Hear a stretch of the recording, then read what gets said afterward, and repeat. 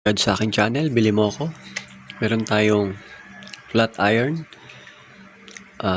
Tuturo ko sa inyo kung paano mag-assemble at disassemble ng flat iron. Gagamit tayo ng Philip.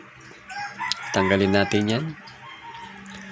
Yan yung sa may plug or mga wire. Yan yung cover niya.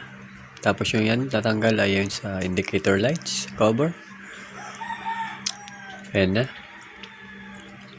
Ayan, nandyan yung mga connection niya. Ayan, ground.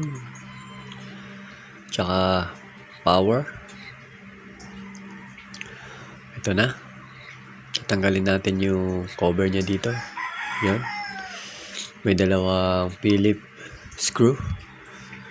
Ayan, tatanggalin natin yan. Ganyan mag-disassemble ng flat iron. Electric flat iron. Ayan,